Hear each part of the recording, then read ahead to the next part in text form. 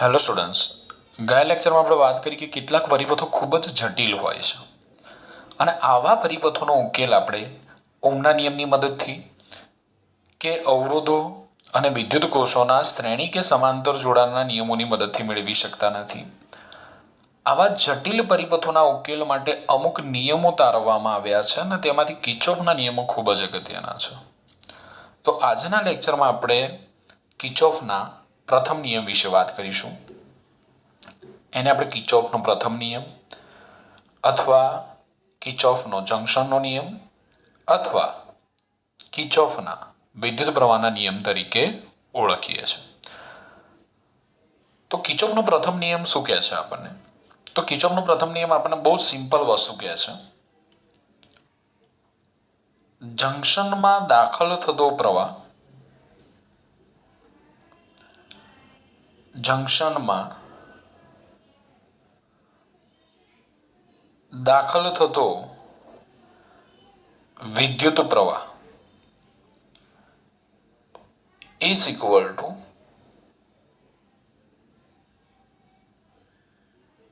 જંકશનમાંથી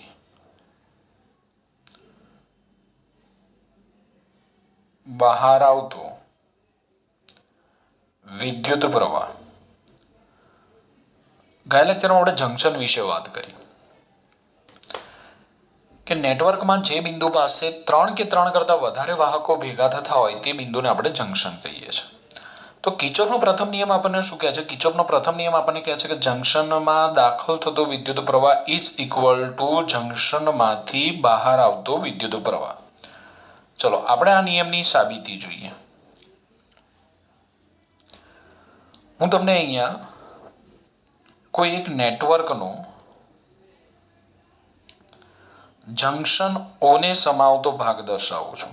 એટલે આખો નેટવર્ક નથી દર્શાવતો, પરંતુ આ નેટવર્કની અંદર હું તમને જંકશન ઓને સમાવતો ભાગ દર્શાવું છું.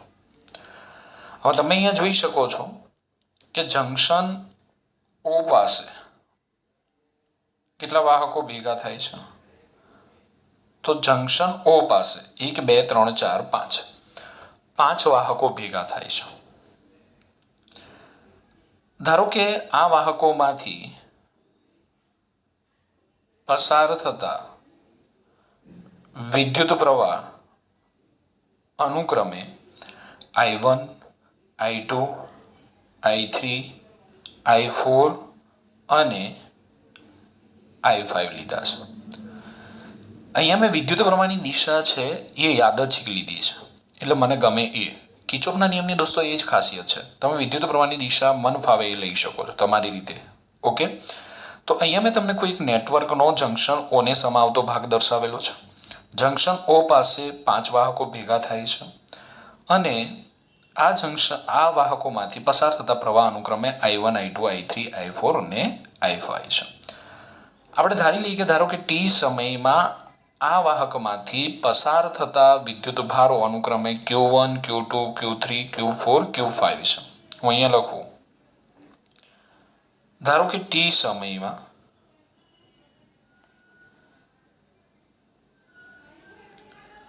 વાહકમાંથી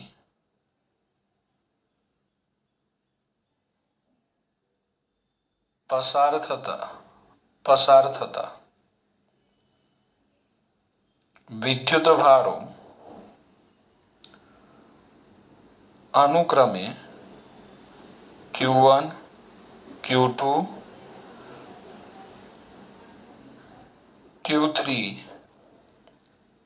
Q4 અને Q5 છે.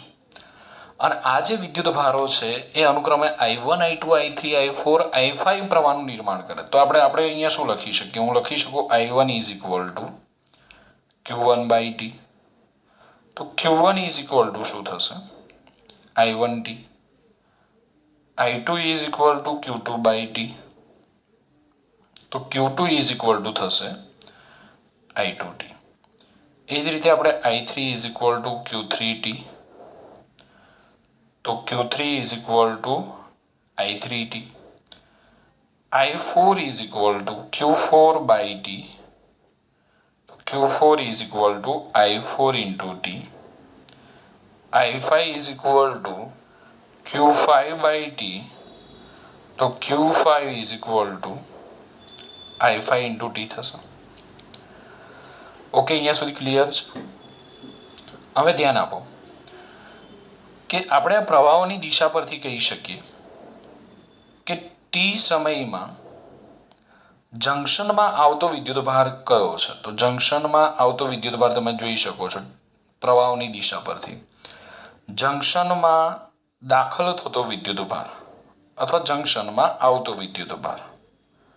તો જંક્શનમાં આવતો વિદ્યુતભાર આપણે કહી શકીએ પ્રવાહોની દિશા પરથી કયો થશે? Q1 અને Q3. એટલે હું બંનેનો સરવાળો કરી દઉં, Q1 પ્લસ Q3 છે. જ્યારે જંક્શનમાંથી દૂર જતો અથવા બહાર આવતો વિદ્યુતભાર જોઈએ તો Q2, Q4, Q5. તો અહીંયા લખી શકું Q2 plus Q4 plus Q5. જંક્શનમાં દાખલ થતો વિદ્યુતભાર Q1 પ્લસ Q3, જંક્શનમાંથી બહાર આવતો વિદ્યુતભાર Q2 plus Q4 plus Q5.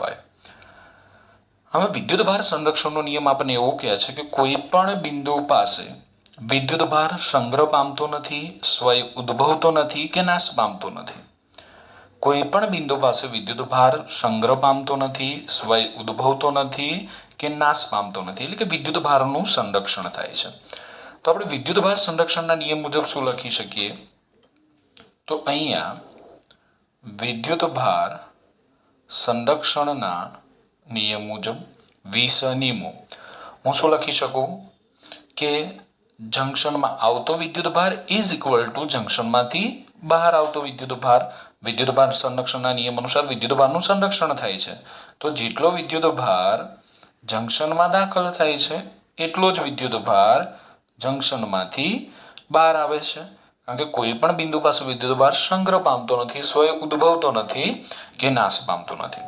Okay, હવે Q1 ની જગ્યાએ આપણે શું લખી શકીએ? તો Q1 ની જગ્યાએ આપણે લખી શકીએ I1T. Q3 ની જગ્યાએ હું શું લખી શકું? I3T. ચલો, Q2 ની જગ્યાએ I2T, Q4 ની જગ્યાએ I4T, Q5 ની જગ્યાએ I5T. ચલો, અહીંથી ટી કોમન નીકળી જશે, અહીંથી પણ ટી કોમન નીકળી જશે, ડાબી અને જમણી બાજુથી કટ થઈ જશે. તો આપણી જોડે રહેશે શું? હું ડાયરેક્ટ લખું છું I1 plus I3 is equal two I2 plus I4 plus I5. તો આપણે સાબિત કરી નાખ્યો કિર્ચોફનો પહેલો નિયમ કે જંક્શનમાં દાખલ થતો પ્રવાહ. તો જંક્શનમાં દાખલ થતો પ્રવાહ કયો છે? જો I1 અને I3. તો જંક્શનમાં દાખલ થતો પ્રવાહ I1 plus I3 is equal to જંક્શનમાંથી બહાર આવતો પ્રવાહ I2 plus I4 plus I5. તો આના આધારે આપણે નિયમ લખવો હોય તો નિયમ આપણે આ રીતે લખી શકીએ. બહુ ઇઝી નિયમ છે. નિયમ જંક્શનમાં કોઈ જંક્શન પાસે દાખલ થતા વિદ્યુત પ્રવાહોનો સરવાળો. કોઈ જંક્શન પાસે દાખલ થતા વિદ્યુત પ્રવાહોનો સરવાળો જંક્શનમાંથી બહાર આવતા વિદ્યુત પ્રવાહોના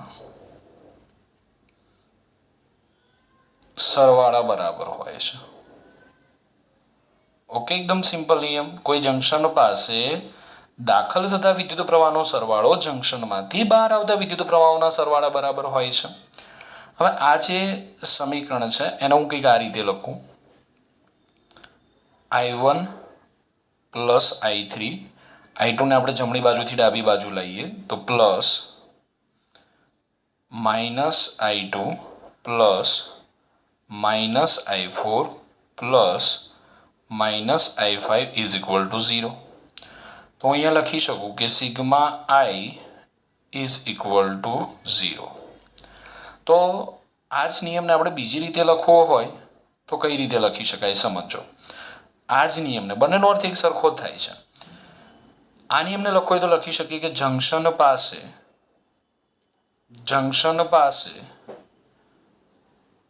ભેગા થતા વિદ્યુત પ્રવાહોનો બેઝિક સરવાળો શૂન્ય હોય છે. આ નિયમને આપણે આ રીતે પણ લખી શકીએ કે જંકશન પાસે ભેગા થતા વિદ્યુત પ્રવાહોનો બેઝિક સરવાળો શૂન્ય હોય છે. હવે અહીંયા મેં બેઝિક સરવાળો લેવા માટે જંકશન તરફ દાખલ થતા વિદ્યુત પ્રવાહોને મેં ધન લીધા છે અને જંકશનમાંથી બહાર આવતા વિદ્યુત પ્રવાહોને મેં ઋણ લીધા છે. આજે બેઝિક સરવાળો કરવા માટે જંકશનમાં જે વિદ્યુત પ્રવાહો દાખલ થાય છે એને મેં ધન ગણ્યા છે અને જંકશનમાંથી જે વિદ્યુત પ્રવાહો બહાર આવે છે એને મેં ઋણ લીધા છે. હવે કેટલાક વિદ્યાર્થીઓને થાય કે સાહેબ આના કરતાં આપણે વિરુદ્ધ સંજ્ઞાઓ લઈએ તો ચાલે, એટલે કે દાખલ થતા પ્રવાહોને આપણે નેગેટિવ લઈએ અને બહાર આવતા પ્રવાહોને પોઝિટિવ લઈએ તો ચાલે? હા, ચાલે. તો શું થશે? તો આપણે આના કરતાં જો વિરુદ્ધ સંજ્ઞાઓ લઈશું તો આ બધા જ પદોના ચિહ્ન શું થશે? ઉલટાઈ જશે. પરંતુ એમનો બેઝિક સરવાળો તો કેવો મળશે? શૂન્ય જ મળશે. એટલે તમે અહીંયા કોઈ પણ દિશાઓ વિચારી શકે છે. અંદર દાખલ થતા પોઝિટિવ લઈ શકો, બહાર આવતા નેગેટિવ લઈ શકો, અથવા અંદર દાખલ થતા નેગેટિવ લઈ શકો, બહાર આવતા પોઝિટિવ લઈ શકો. આ જ કિર્ચોફના નિયમની એક ખાસ વિશિષ્ટતા છે. ઓકે, એટલે તમારે જે પ્રમાણે સંજ્ઞા પ્રણાલી લેવી હોય એ તમે અહીંયા લઈ શકો છો.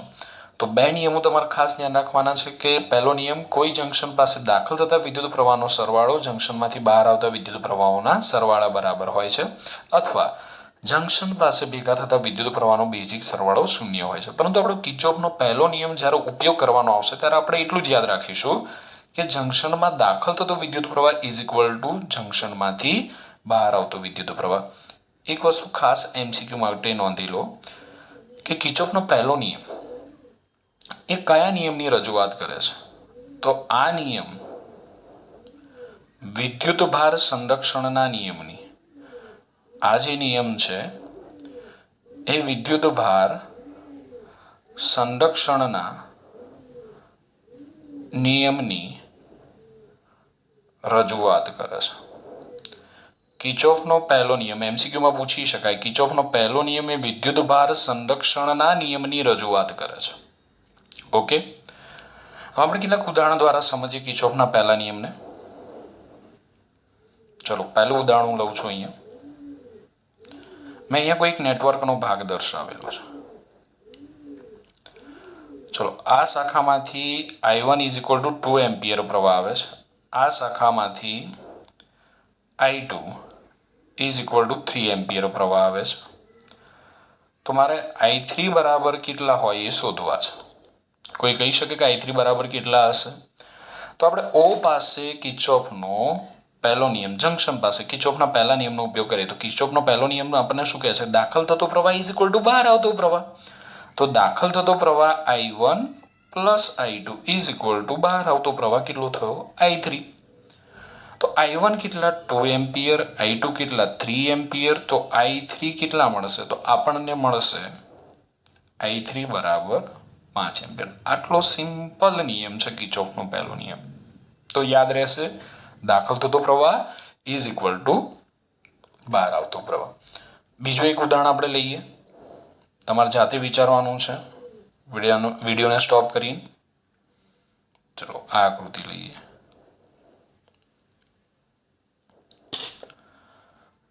ચલો, આ જંકશન કહેવાશે. 3 કરતાં વધારે વાહકો ભેગા થાય છે. ધારો કે આ શાખામાંથી 3 એમ્પિયર, આ શાખામાંથી 4 એમ્પિયર પ્રવાહ આવે છે, આ શાખામાંથી 2 એમ્પિયર પ્રવાહ પસાર થાય છે. મારે I શોધવો છે. I બરાબર કેટલા થશે? તો કિર્ચોફનો પહેલો નિયમ આપણને શું કહે છે? દાખલ થતો પ્રવાહ ઇઝ ઇક્વલ ટુ બહાર આવતો પ્રવાહ. તો દાખલ થતો પ્રવાહ કેટલો છે? 4 એમ્પિયર અને 3 એમ્પિયર. તો હું અહીંયા લખી શકું 4 ampere plus 3 ampere is equal two બહાર આવતો પ્રવાહ. તો બહાર આવતો પ્રવાહ 2 એમ્પિયર પ્લસ I. તો 2 એમ્પિયર પ્લસ I. તો 7 ampere is equal to 2 ampere plus I. તો આઈ બરાબર આપણને કેટલા મળશે? તો આઈ બરાબર આપણને મળશે 5 એમ્પિયર. હવે ધારો કે આજ જે મેં તમને ઉદાહરણ આપ્યું, ધ્યાન આપજો, ખાસ આ સમજવાનું છે, ક્યારેક આવું થશે. યસ, એનું એ જ આપણે ઉદાહરણ લઈએ છીએ. 3 એમ્પિયર, 4 એમ્પિયર, 2 એમ્પિયર, અને અહીંયા આઈ બરાબર કેટલા? જો મેં શું કર્યું, આઈની દિશા મેં ઉલટાઈ નાખી, તો જવાબ શું મળે છે? જો દાખલ થતો પ્રવાહ અહીંયા શું લખાશે? તો દાખલ થતો પ્રવાહ 3 ampere plus 4 ampere plus I is equal to 2 ampere. એટલે કે 7 ampere plus I is equal to 2 ampere. તો આઈ બરાબર આપણને કેટલા મળ્યા? -5 એમ્પિયર. કેટલીક વાર આવું થશે, વિદ્યુત પ્રવાહનું મૂલ્ય ઋણ મળશે. વિદ્યુત પ્રવાહ તો કેવી રાશિ છે? અદિશ, એનું મૂલ્ય ઋણ મળે નહીં. તો આનું આપણે અર્થઘટન શું કરવું? વિદ્યુત પ્રવાહનું મૂલ્ય જો ઋણ મળે તો આનું અર્થઘટન આપણે શું કરવું? તો આ ખાસ ધ્યાન રાખજો. હું એક વાક્ય લખું છું. જો વિદ્યુત પ્રવાહનું મૂલ્ય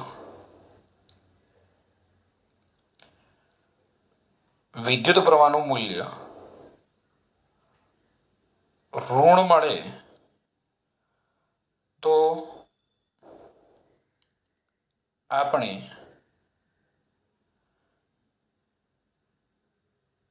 એવું વિચારી શકીએ કે આપણે ધારેલી વિદ્યુત પ્રવાહની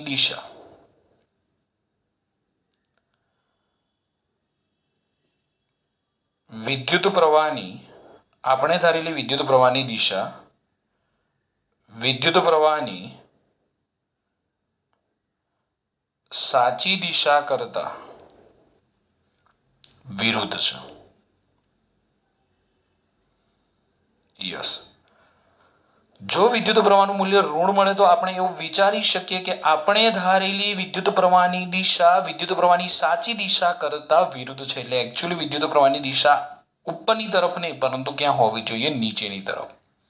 એટલે આપણે વિદ્યુત પ્રવાહની દિશા ધારવામાં ક્યાંક ભૂલ કરેલી છે, જેના પરિણામે આપણને વિદ્યુત પ્રવાહનું મૂલ્ય અહીંયા કેવું મળે છે? ઋણ મળે છે. ઓકે, તો આપણી બુકમાં આટલું બધું તમને કશું જ આપેલું નથી, ખાલી તમને આટલું જ આપેલું છે. કિર્ચોફનો પહેલો નિયમ, જંકશનનો નિયમ, કે કોઈ જંકશન પાસે દાખલ થતા વિદ્યુત પ્રવાહનો સરવાળો જંકશનમાંથી બહાર આવતા વિદ્યુત પ્રવાહોના સરવાળા બરાબર હોય છે. બસ આટલી જ વાત આપણી બુકની અંદર કરી છે. મેં તમને ખાલી આ કિર્ચોફના પહેલા નિયમની સાબિતી આપી છે, એટલે તમને ખ્યાલ આવે કે કિર્ચોફનો પહેલો નિયમ આપણને શું કહેવા માંગે છે. ઓકે, બીજો મુદ્દો આપણે આ યાદ રાખીશું કે કિર્ચોફનો પહેલો નિયમ એ વિદ્યુતભાર સંરક્ષણના નિયમની રજૂઆત કરે છે. અને આ બધી જ વસ્તુઓમાંથી આપણે ખાલી એટલું જ યાદ રાખીશું, જંકશનમાં દાખલ થતો પ્રવાહ ઇઝ ઇક્વલ ટુ જંકશનમાંથી બહાર આવતો પ્રવાહ. ઓકે, તો કિર્ચોફનો પહેલો નિયમ, કિર્ચોફનો જંકશન નિયમ, કે આપણે કિર્ચોફનો એને વિદ્યુત પ્રવાહના નિયમ તરીકે ઓળખીએ છીએ.